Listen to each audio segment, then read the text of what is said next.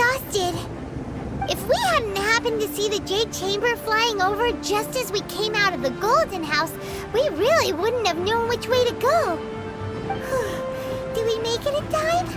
Is the Overlord of the Vortex still in the sea? It hasn't destroyed Liyue yet, has it? What are you doing here? Huh? Hold on. It's the Adepti. What are you doing on the Jade Chamber? Paimon thought you were arguing with the Qixing. Is the fighting over? Faced with a calamity of such magnitude, we have agreed to put our differences aside for now and unite against this common enemy. Oh, Paimon gets it. So how do you plan to defend Liyue? Just Lord of the Vortex guy puts a pin in Paimon's tummy, even from all the way out here. It's not just you.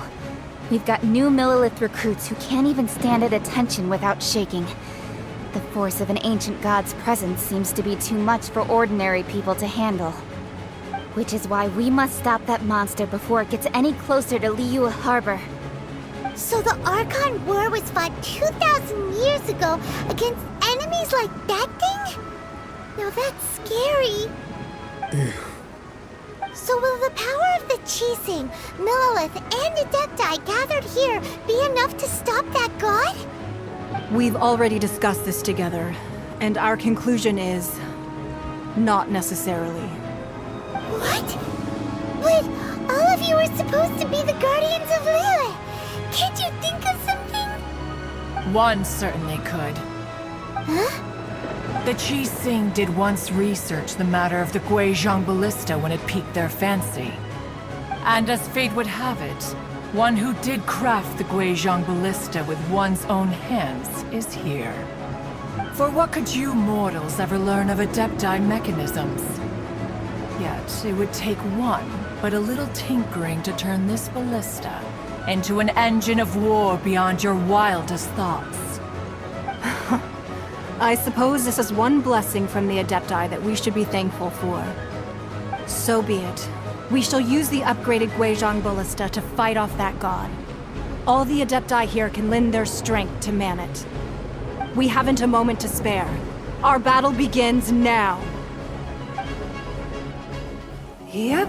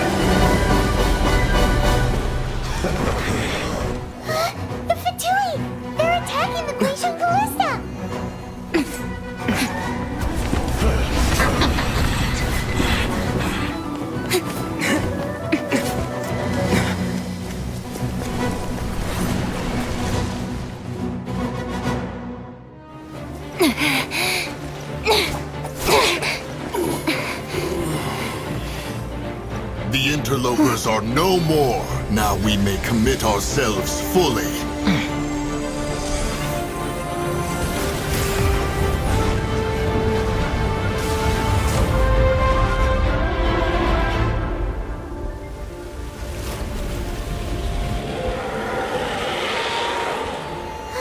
It's working! We just need to keep this up!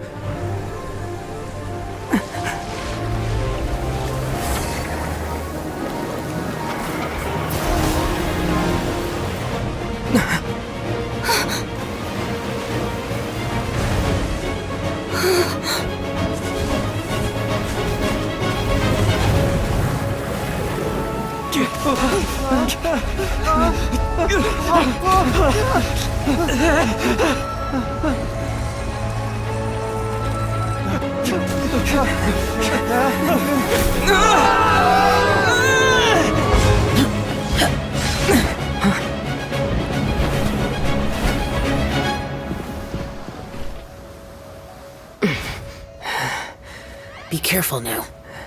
The Guizhong Ballista is destroyed. Without its covering fire, retaliation shall be difficult. But the Jade Chamber is our last line of defense. We can't give another inch, no matter what. I have another idea. What do you mean, Lady Ningguang? I'll sacrifice the Jade Chamber. What is the meaning of this? I understand. Traveler, lend me a hand. Farewell, old friend. Goodbye for now. Let us meet again in the future.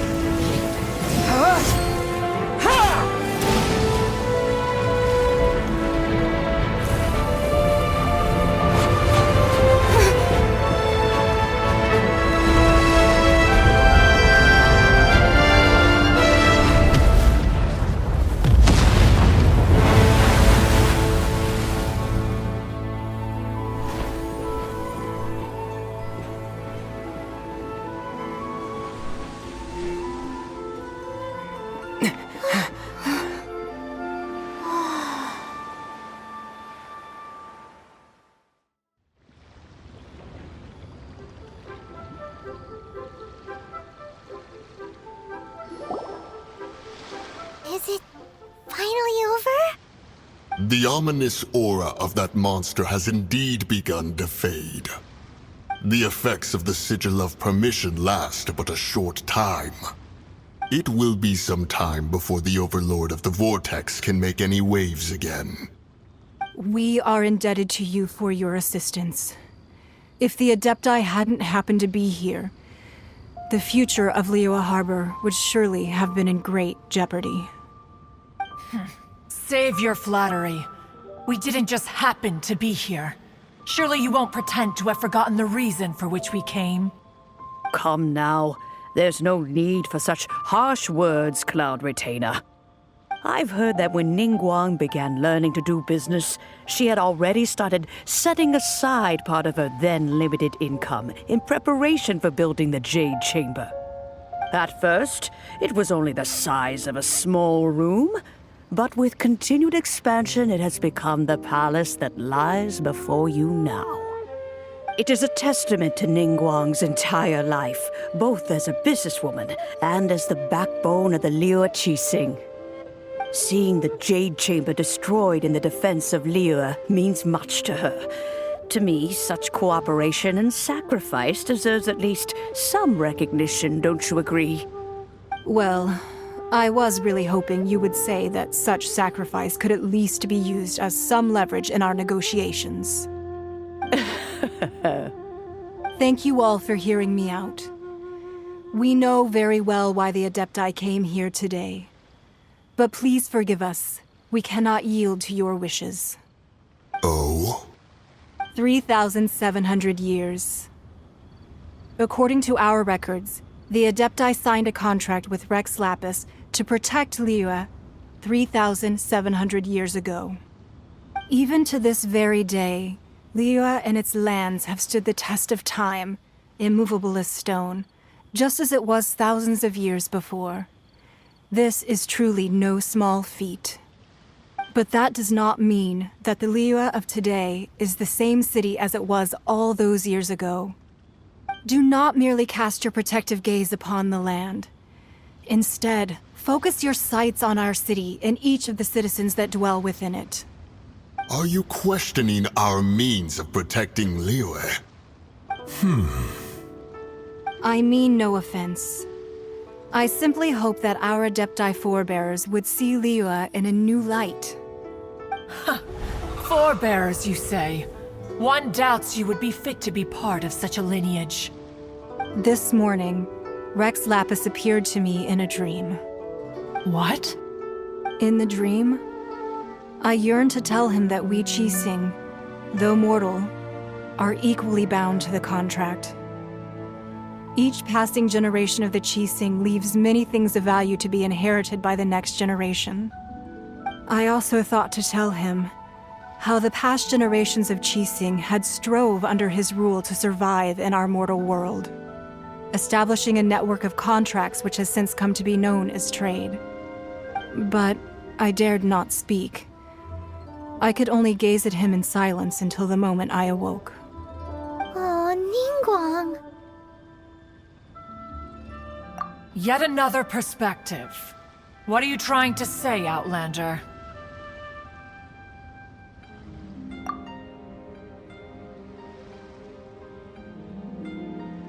Right! That's something that happened in Mondstadt. It's a story about the Four Winds and the people of the Animal Archon. The Animal Archon sought to quell the strife between the two sides, because he believed that such conflict would only scar the hearts of both, and that nothing good would come of it. Each of the 7 nations has its own scars from the past. Though your point is the very height of simplicity. As Adepti, we've become a laughingstock, to be chastised thus by an outlander who has lent us such succor. All right, all right. Didn't Ningguang suggest that we should focus on the city and each of its citizens? I know I already have, so why not see for yourselves? I apologize for appearing in full armor. I am afraid I cannot show the proper courtesies. And who are you? I am Feng Yan, a sergeant of the Millilith. I have come to extend my thanks to the Adepti. I thought this battle would perhaps be my last. But thanks to the aid of the Adepti, our forces were not as badly battered as I feared we might be. Although I am a mere mortal soldier, I promise to hold the line and never betray the grace given to us by the illuminated Adepti this day. Huh? Why does everyone look so down? Didn't we just beat that big monster? Weren't you frightened, dear? It was quite the predicament. I wasn't afraid. All the strong Millilith guards were there, and those powerful heroes with their visions were there. Everyone was there. When danger is near, everyone always protects me. And the rest of the time, they make fun toys and tasty snacks and loads of things that make the harbor so pretty. Thanks for protecting Liyue Harbor. Please come visit us for the next lantern rite. Unfortunately, we wouldn't be able to participate. Huh? Because we are Adepti. Oh, okay. It must be hard being an Adeptus. Aww. You see, this is what Liyue is like today. The country of contracts is grateful to the Adepti for their protection, but it is no longer necessary for the city to rely on the Adepti's power to solve every little niggling matter. Although their blood is weak, there is still strength to be found in those we call mortals. The time of contracts between gods and Liyue has long since passed. Now is the time of contracts between Liyue and its people. Seeing the port around us now, it is hard not to feel a bit out of place. Wouldn't you say so, Cloud Retainer? Your line of inquiry is askew. One did not spearhead this expedition to Liyue Harbor. Seems like the Adepti have had a change of heart. Let us return now. Eager to leave, conqueror of demons. Yes, one understands what the Conqueror of Demons means. The city of Liyue has changed much after our long separation. One fears that by the time one finally grasps the new contracts of Liyue, you humans would have once again changed the place beyond recognition. Fair enough. Away we shall, and return whence we came.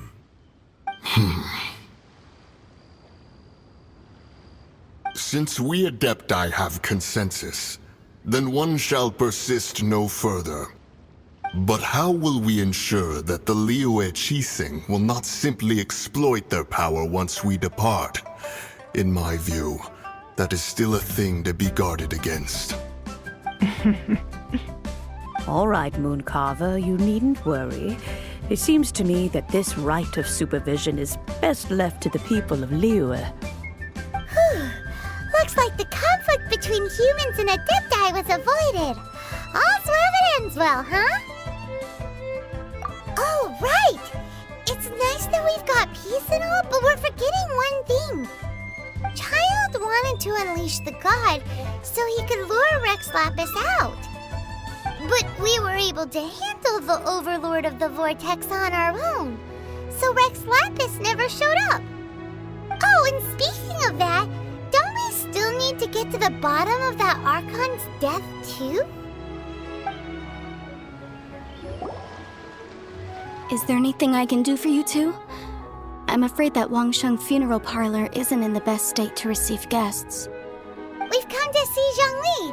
Could you please tell him we're here? Unfortunately, Zhongli isn't here at the moment. It seems he went to Northland Bank. Doesn't the Northland Bank belong to the Fatui? Last time we saw Zhongli was before we went to the Golden House. Do you think he doesn't know about the attack on Liyue? Visiting the Fatui at a time like this could only mean more trouble. We had better go and make sure that everything is okay. You call this cooperation between Harbingers? Cooperation involves communication, you know. Don't take it to heart, child. Besides, aren't you happy that you got to skip the formalities and bring chaos to the land? I'm sure you must have enjoyed that. Oh, it seems that some of your friends have arrived. Hey, it's Zhongli and Child. And you! You're also one of the Harbingers? It's you two. I believe we've met once before. In the city of Bards, was it? I'm glad you still remember my name. Ah, right. I imagine that it must have been rather hard to forget watching helplessly as something precious was snatched away from your friend. Well, if it isn't you two. This is our first time seeing each other since Liyue was nearly wiped off the map. This is certainly a bit awkward, wouldn't you say? Paimon knew that we should never have trusted a Fatui Harbinger.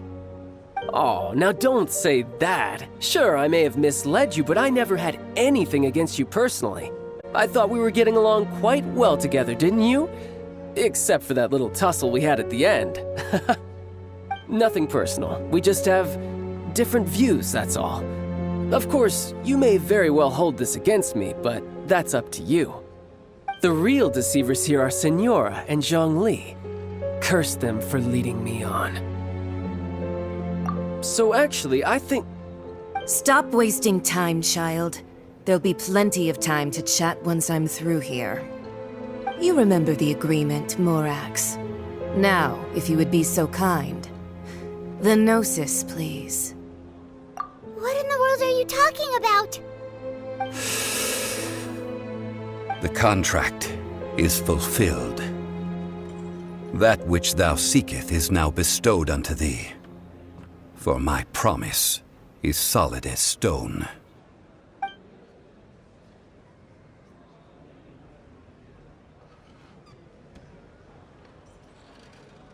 How sanctimonious. What? So you're the Lord of Chiao? No, wait! That's an exciting twist and all, but why give the Gnosis to the Fatui? I do not give it for free. I give it as agreed upon in the contract. For it is a matter solely between the Tsaritsa and I.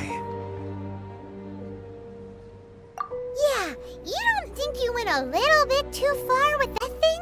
Everyone was preparing the ceremony for you, and splat! This big dragon falls out of the sky, and all of Liyue goes into an uproar. Talk about a disaster. Gathering all the forces that had been bubbling behind the scenes, and then stirring them together in a pot that was bound to boil over. That's what he wanted to see, am I right? Wait, what? Perhaps it's best that I explain.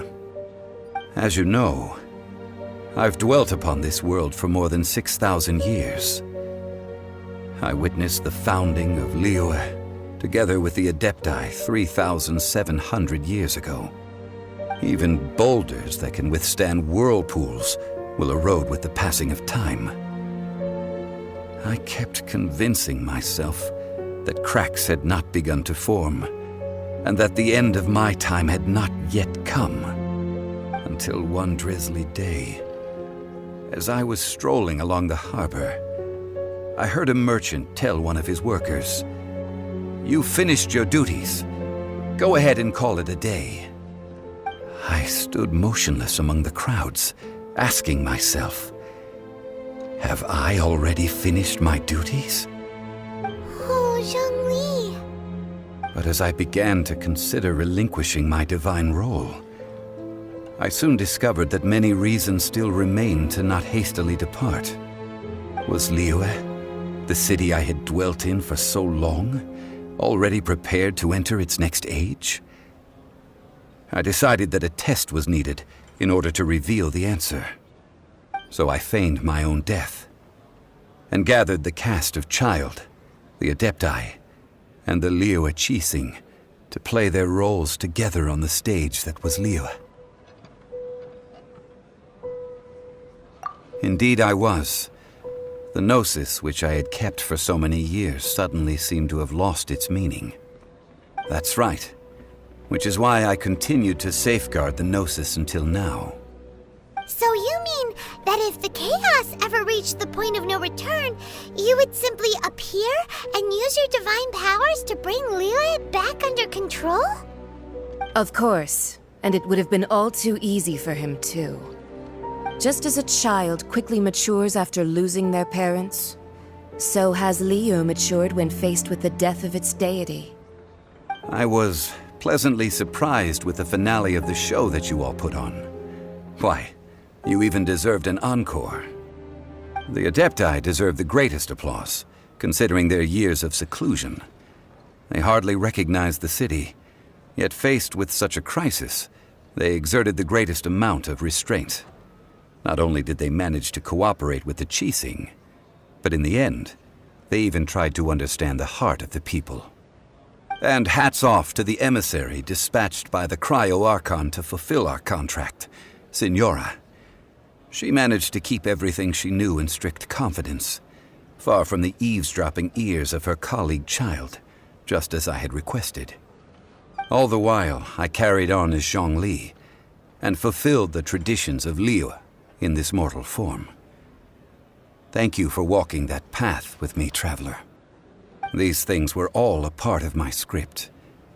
The only unforeseen plot twist was the conduct of the Liyue Qixing.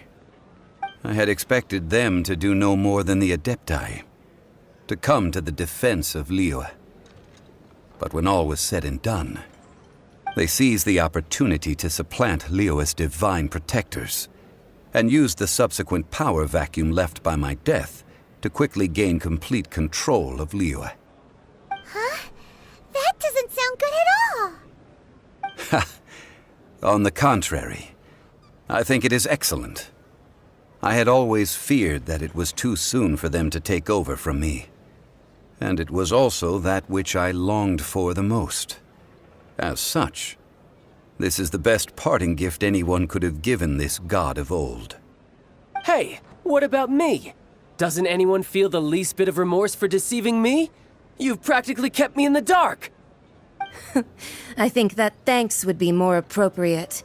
You certainly played no small part in all of this, wreaking havoc and turning the city upside down.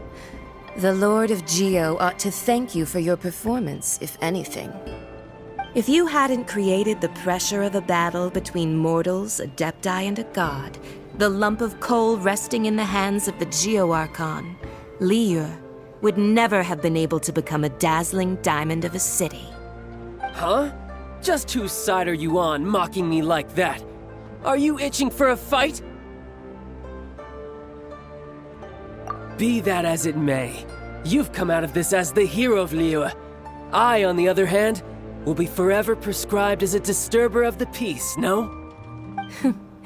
Well then, with the Gnosis in my possession, I have no use for such idle chatter.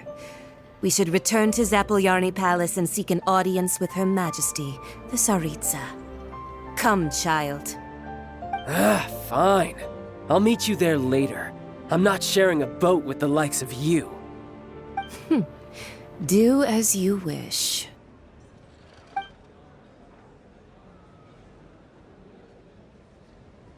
Now then, is there anything else you wish to ask me? Right! As Zhongli always told us, a good trade is a fair trade. Paimon has no idea what could be a good trade for a Gnosis. Realistically speaking, there is no such thing. Huh? However, I am the god of contracts. For thousands of years, I have made countless contracts. If the deal was of no benefit, then I certainly would not be inclined to agree to it. My agreement with the Cryo-Archon will be the last of my contracts as the Geo-Archon. My contract to end all contracts.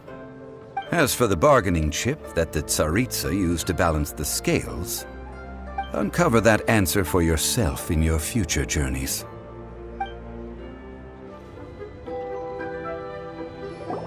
Hear ye all! The Qixing's words. Though a dragon soars ageless as the mountains, must return to dust. This is common knowledge. Gods and Adepti live glorious lives, but both light and shadow have their season. So too must they face divinely appointed trials. Rumors and hearsay abound on the streets that Rex Lapis was murdered. Now, let the truth be revealed. Having been thwarted in his trial, Rex Lapis's soul has recouped the celestial heights. He beseeches the people of Liyue to grieve not and to let not their hearts be saddened. Nor are they to believe street-born rumors or indulge in baseless speculation.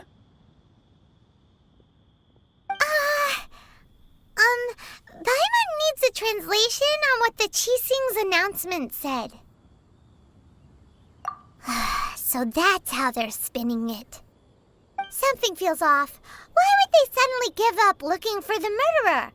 Not to mention how this excuse sounds like something they just made up on the spot. Could the Qixing already have known that Rex Lapis wasn't dead? But Zhongli said that neither they nor the Adepti knew anything. Did Zhongli tell them in secret after his Gnosis changed hands? Exactly, right? Ooh, seems like the rite of parting has been going on for a while now. Let's go have a look. Look, it's Ningguang and Keqing. Are they saying something? Are their speeches over?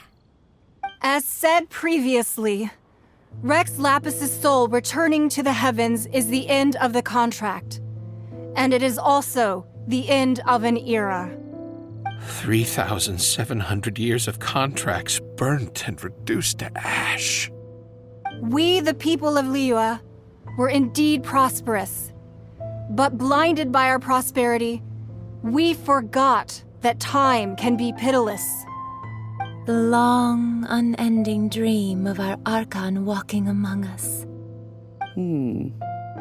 Now that we have awoken from our dream, we must learn to say farewell. Will you stand with us as we re-establish our contracts? As we build a new age of prosperity?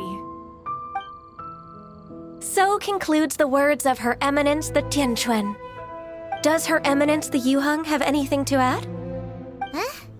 Is she looking this way? Traveler. Yikes! She really is looking our way! Is that the traveler who they say defeated the ancient god? So young. The Liyue Qixing always repay their debts.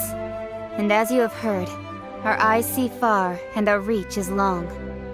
Name your price. You deserve that much.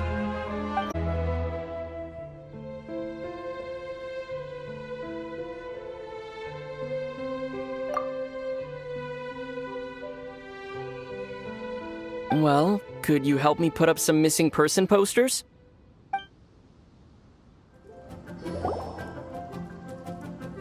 Hey, Zhongli! Look at this! Everyone in Liyue is caught up in their congratulations, thinking that they'll never see Rex Lapis again. And here you are looking all relaxed. Why would I not feel more at ease after laying down the burden I have borne for 3,700 years? Right. If the two of you can spare the time, I should treat you to a meal at the Xinyu kiosk. Ha! That sounds like big talk, Zhongli. Paimon might have believed you if you were treating us to some third-round knockout, but you'd have to pay out your nose just to stand inside Xinyu kiosk. Are you sure you can afford it? You're right. I do lack the Mora. But why would Morax lack Mora? As the Rex Lapis Morax, I can easily create Mora. But since I have chosen to walk this earth as the mortal Zhongli, I should abide by the same rules that mortals do. When I was journeying with you, though I still had the Gnosis in hand, I knew that I must soon retire from my role as an Archon. So I had to rehearse a little for my new life. Oh, no wonder! Paimon gets it now. You didn't look at the price tags when we were spending because you've never had to. But since you weren't used to not being able to just make more Mora as and when you wanted to, you had to try becoming a parasite to society who lives off of other people's credit. Well, we were only spending Fatui money. You don't have to say it like that. In the City of Commerce, we do not merely exchange money or goods. We also exchange knowledge, memories, and foresight, as well as positions, roles, and lives. The Archon Morax could never experience life as the true mortal Zhongli could, no matter how many times he descended to be with his people. I must thank you for that. I will treasure the memories that I made as Zhongli, traveling the streets of Liyue with you. That is true. But there is no journey that does not end. No meetings without partings. Paimon thinks that we should make a move and continue our search for the Seven. I fear that continuing your journey may be difficult. The nation that neighbors Liyue by sea, Inazuma, is presently closed. Yes, the nation has been closed by order of its deity, the Electro-Archon Ball. And just as the people of Liyue preferred to call me Rex Lapis, she too goes by another name among locals in Inazuma. Paimon thinks we've heard that one before. Raiden? That is the case. And since Raiden is also the shogun of the Inazuma Bakufu, people call her the Raiden Shogun. That said, though people at the wharf were saying that the situation in Inazuma is very tense, Paimon doesn't remember that always being the case.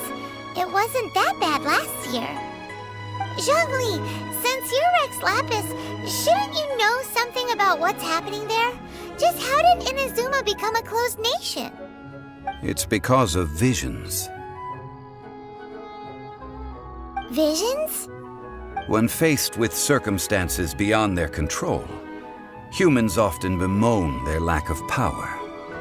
But if a person shows true strength of will at a desperate and fateful moment in their life, the gods will look upon them with favor. This is what visions are. Magical foci bestowed upon those who have been acknowledged by the gods. Uh-huh. That's how people in Teyvat see it. But starting from last year, the Raiden Shogun began promulgating the Vision Hunt Decree. Vision Hunt Decree? Yes. It was an order to seize all visions within Inazuma's borders, and to inlay them upon the hands of a statue of the 1,000-armed, 100-eyed god. They want to seize visions. But why?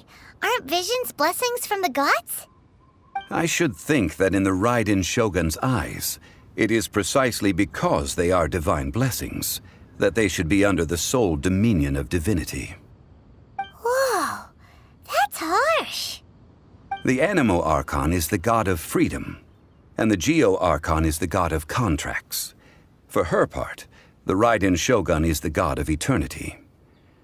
It seems as though she has finally decided to eliminate any unstable elements that could pose a threat to her eternal realm.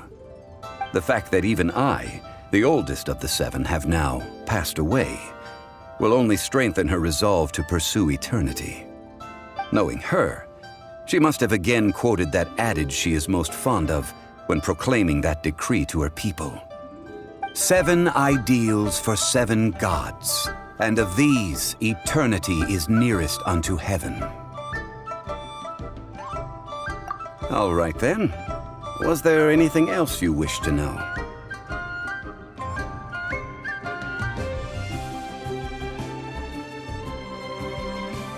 Well then, I suppose you'll have to find a way to get inside this closed nation. Have patience. I suspect that some serendipity must first come into play.